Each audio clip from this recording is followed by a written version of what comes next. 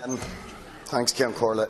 Taoiseach, today again we had yet another damning piece of evidence of the abysmal failure of your government to deal with the spiralling rental, housing and homelessness crisis, with the Daft report showing that rents have jumped by a record 13% in the last year, €134 per month on average over the course of a year, guaranteeing to further escalate that crisis, lead to more emergency situations, more evictions, more people in homeless accommodation. Now, typically, Taoiseach, you say, or the Minister says, we inherited this, it takes time to deal with the problem, we're on it. Now, I want to cite to you a very concrete example of how decisions you made in the last 6 months have contributed directly to this shambles and mess and the hardship that follows. And I want to cite the example of Robin Hill Apartments in Ballally, Sandyford, property originally built by the McAvady brothers in 2008, went into NAMA at some point, 52 apartments, and since it's been in NAMA, for most of those years, at least 15, possibly as many as half of the apartments have been empty, while the housing crisis spirals out of control. In May of last year, Dún Laoghaire County Council asked could they purchase 15 of the vacant units. They were told no, you could only buy the whole block.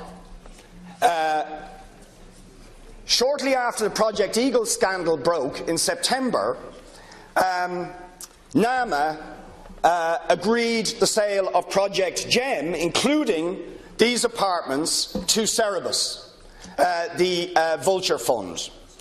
And that sale went through. One of the biggest, that project, one of the biggest sales of property in the history of the state.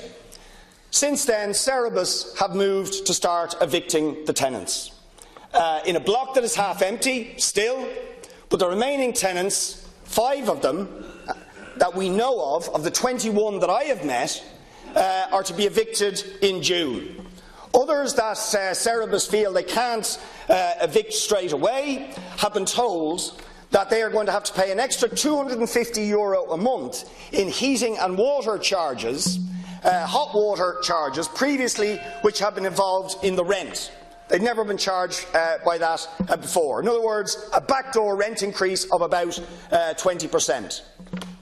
So these empty units sitting there, while we have record numbers in homeless accommodation, evictions to follow, absolutely avoidable. If A, you hadn't sold this property to vulture funds and had given it to the local authority as they'd asked, and B, if Minister Covey had ensured in his bill before Christmas that when apartment complexes are sold, they could not evict tenants, as we warned you would happen, or find backdoor ways to ratchet up rents. The crisis is avoidable. It results from your policy failures. Isn't that the truth, Taoiseach?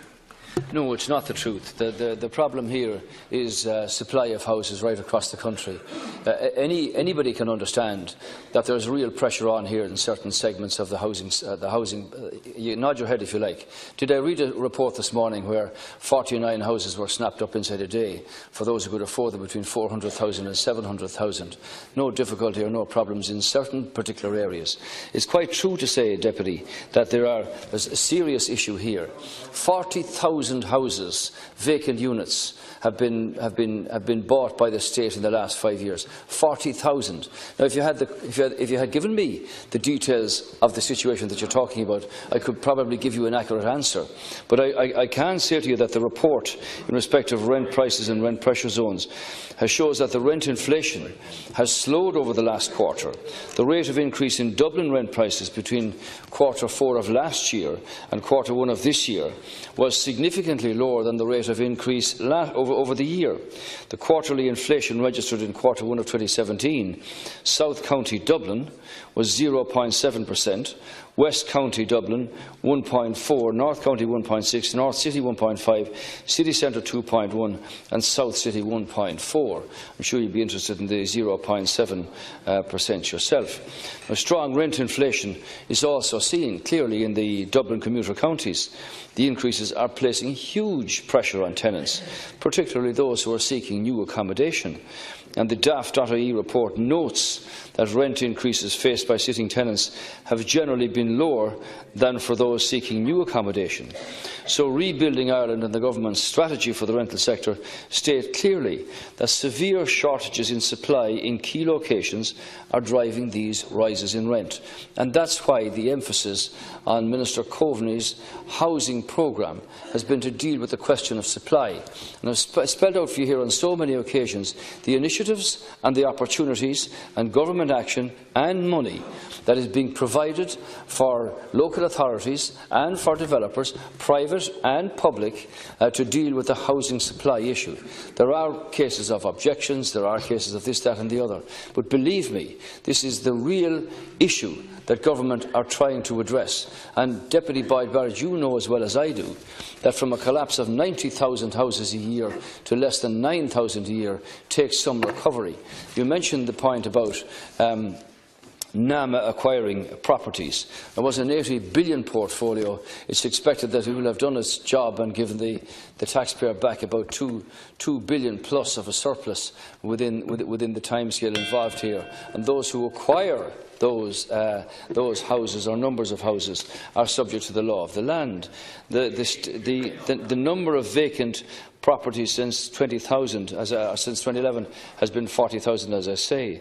The action taken by the Minister in respect of the second point that you raised has been on the advice of legal advice received from the Attorney General. Thank you, Taoiseach. Deputy Boyd Barrett.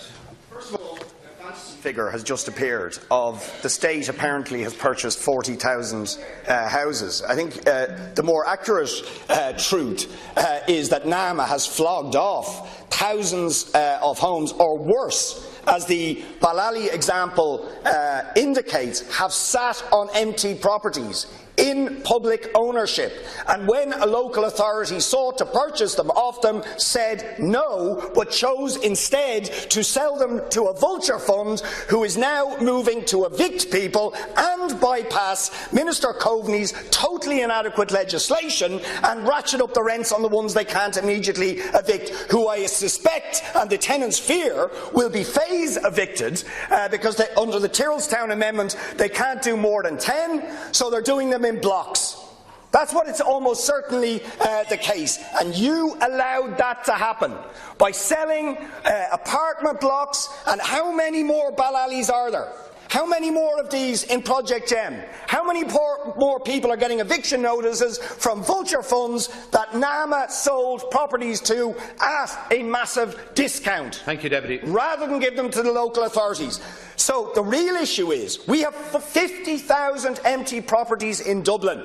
And now, possibly, with this example, we get an indication of why there's a supply problem. It's not an absolute supply problem, it's an artificially man-made problem resulting from the behaviour of NAMA and the vulture funds, sitting on empty properties, evicting people in order to inflate the prices and inflate the rents and make more profit off the misery of the people they evict or who can't afford to rent those properties. Thank you, Deputy Taoiseach.